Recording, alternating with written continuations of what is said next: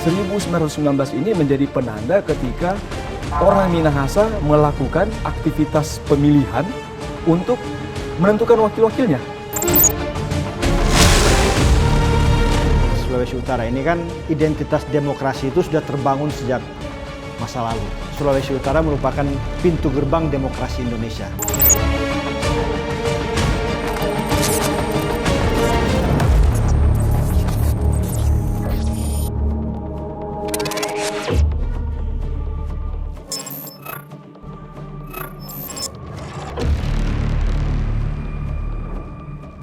A democracy that is from the people, by the people, and for the people is the value that is close to the hearts of the people of Indonesia.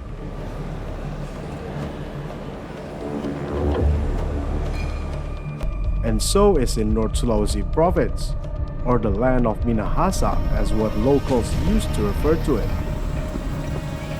A region known to be one of Indonesia's gateway and best example for democracy.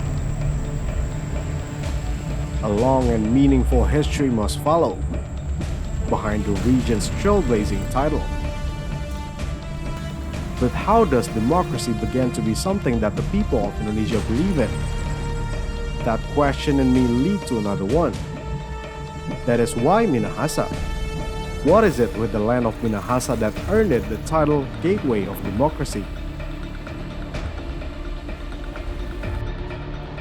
And so, I'm finally here, under the blue skies of Manado City, welcomed by its charming waves on a mission to find out answers to my questions about the history of its democracy and how the region prepares and welcoming the political fiesta next year.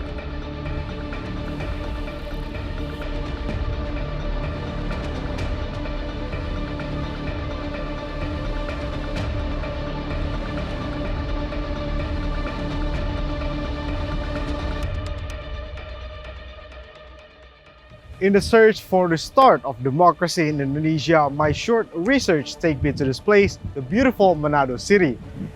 In history, there was the People Council called Minahasa back in earlier colonial days, where it became the start of democracy tradition in Indonesia, especially talking about the upcoming election in 2024. Now, I will take you on a journey to explore with me this history and also the preparation in this very city for the upcoming grand election in 2024. So let's explore.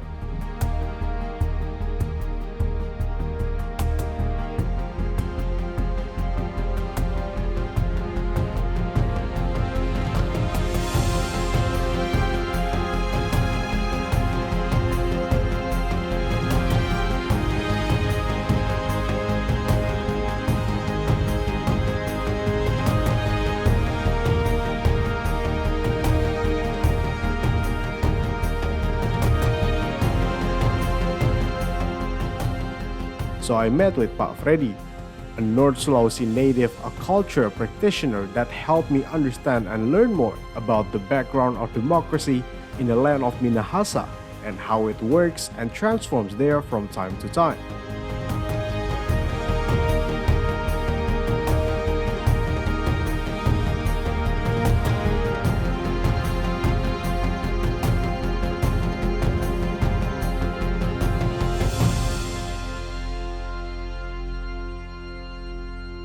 Jadi di Minahasa itu, para wakil itu dipilih melewati tingkatan dari AU tadi, dari keluarga. Jadi keluarga itu mengutus wakilnya untuk membawa misi apa yang harus mereka sampaikan dalam forum-forum yang lebih tinggi, yang saya bilang misalnya dia pergi ke tingkat taranak atau klan. Nah, di tingkat klan ini pun yang dicari adalah hal-hal apakah yang akan disampaikan oleh klan ini atau taranak ini dalam forum yang lebih tinggi lagi, yaitu walak.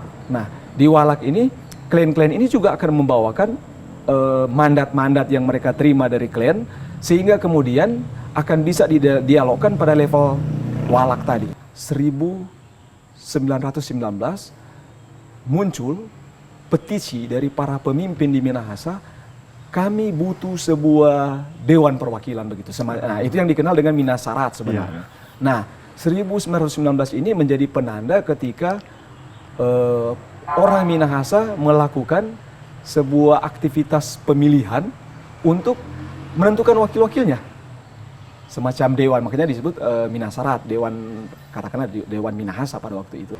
Kalau kita kaitkan dengan misalnya di tahun 51 kan Minahasa itu bersama-sama Sangirta Laut, bersama-sama dengan Yogyakarta menjadi semacam wilayah pilot project untuk mensimulasi apakah mungkin di tahun 55 nanti diadakan pemilihan, kan? Itu kan sudah ada rancangan dari tahun 40-an ketika Indonesia merdeka. Nah, di sini kemudian Minahasa menjadi salah satu pelopor, itu sebenarnya menjadi tonggak sebenarnya salah satu ketika kita bicara pemilihan modern, karena di zaman itu Minahasa memulai proses pemilihannya untuk anggota-anggota dewan.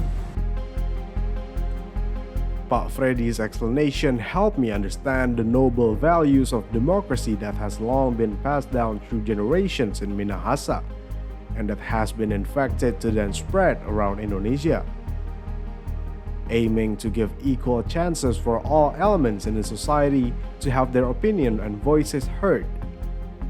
It is a bliss in knowing that a great and noble tradition is well preserved and celebrated. With the Indonesia's Feast of Democracy in the 2024 general election is nearing on February 14 next year, preparation and readiness of the General Election Commission is crucial matter.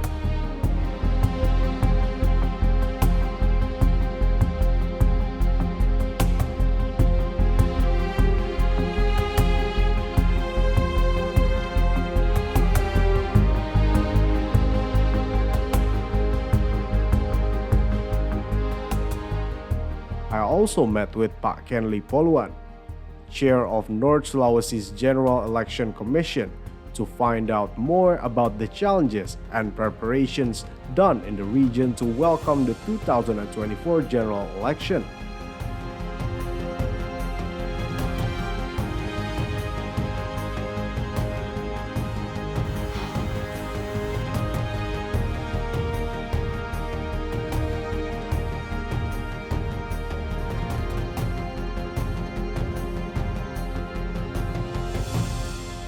Pemilu kali ini kan itu merupakan pemilu serentak ya, yang sebenarnya di tingkat provinsi atau di tingkat daerah itu mengikuti apa yang sudah ditentukan, diatur oleh KPU RI. Jadi apa yang menjadi kebijakan KPU RI, baik dalam PKPU maupun kebijakan-kebijakan lain, ditindaklanjuti oleh kami di provinsi, termasuk di Provinsi Sulawesi Utara dan 15 kabupaten kota seluruh di Provinsi Sulawesi Utara. Pak Kenli also shares about challenges faced in the region's preparation to welcome the 2024 simultaneous general election. Nah, kami sudah mengidentifikasi dan berupaya membuat mitigasi masalah-masalah terkait logistik di Sulawesi Utara, karena di Sulawesi Utara kan karakteristiknya kepulauan. Nah, seperti biasa distribusi logistik di daerah kepulauan, terutama di pulau-pulau terluar dan pulau-pulau kecil, itu tantangannya akan lebih besar kalau cuacanya itu di masa distribusi itu tidak terlalu bagus. Dan kami sudah koordinasi dengan BMKG bahwa di Sulawesi Utara puncak musim hujannya, yang implikasi di Sulawesi Utara bukan hanya di laut dan gelombang tinggi, tapi juga tanah longsor karena kita kan daerah pegunungan juga. Itu akan berada di bulan Januari sampai Februari awal. Nah, itu artinya kan kendala ini adalah kendala serius. Karena itu kami sekarang lagi merumuskan satu mitigasi terkait pengolahan logistik dan distribusi, termasuk merencanakan satu contingency plan. Moreover, Pak Kenli talks on the phenomenon of bonus demography, looking at the high number of young generation in Indonesia that is becoming the defining factor for the next and future elections, especially the votes from students who will be the first-time voters in the 2024 elections. Di Sulawesi Utara ini kan pemilih milenial dan Gen Z itu sekitar 49%. Di data KPU Sulawesi Utara totalnya 49%. Ya, pemilih milenialnya hampir 30% dan pemilih Gen Z-nya itu sekitar hampir 20%, sekitar 18 sampai 20%. Tentu saja ini tantangan bagi KPU Provinsi Sulawesi Utara dan semua kabupaten kota. Dengan jumlah pemilih Gen Z dan milenial ini yang signifikan, hampir setengah dari jumlah pemilih Sulawesi Utara, kita melakukan kegiatan-kegiatan yang berkunjung ke kampus atau ke sekolah, ya, atau mengumpulkan para pemilih milenial dan Gen Z itu dalam forum-forum KPU, ya.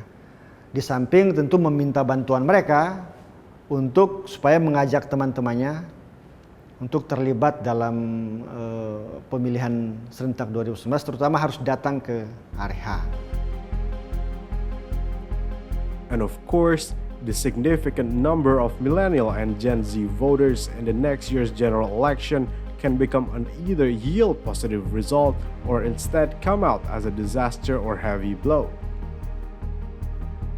In my previous discussion, Pak Kinley did admit the high tendency of Gen Zs to become abstain in the election. And to know more about this phenomenon, I met with Vana, a student from Samratulangi University, to learn and understand more from the point of view of a first-time voter in the upcoming 2024 election. Also to see how the political and democracy trend are within their circle. Fana, right? Hi.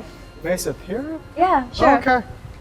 Okay, so I heard this is actually your first time being a part of the election as a voter. Yes, So- exactly.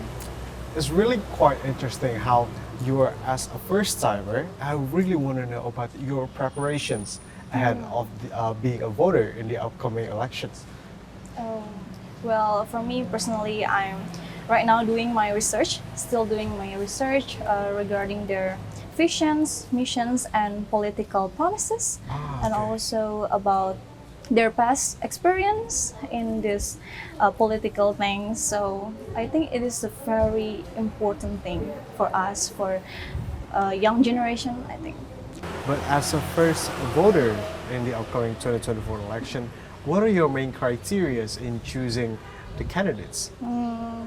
Well, for me, I'm still figuring out what and who how I will choose in this presidential thing. But personally, I was looking for their plan for some issues, and for me, the most important issues is the climate change and educational like that. So, thus far, does the candidates actually successfully portray a solution for those issues that you're really prioritizing?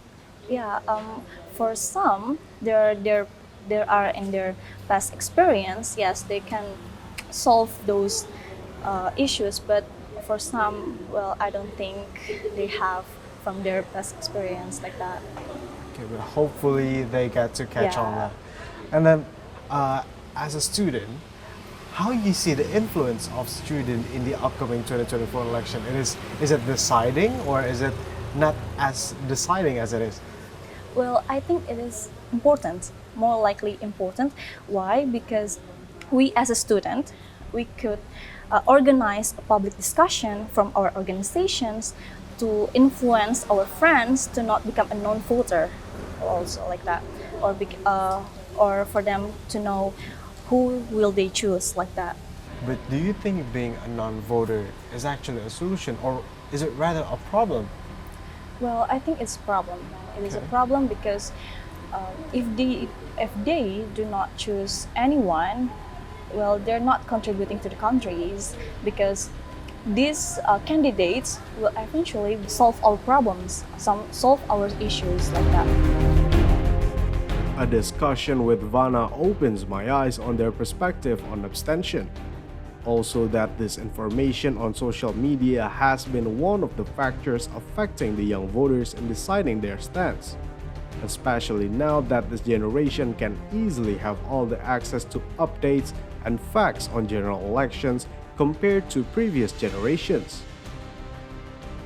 And the fact that most of the young voters still have awareness for general election is actually really relieving.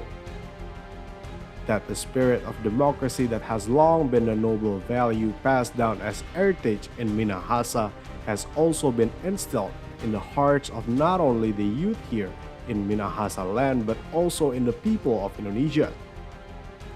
Casting our vote in the February 14, 2024 general election is a crucial moment to determine how Indonesia will sail on in the next 5 years. It is our duty to shape the future of this nation with values of justice as a tradition, which is a victory for the people of Indonesia, for the future and the past.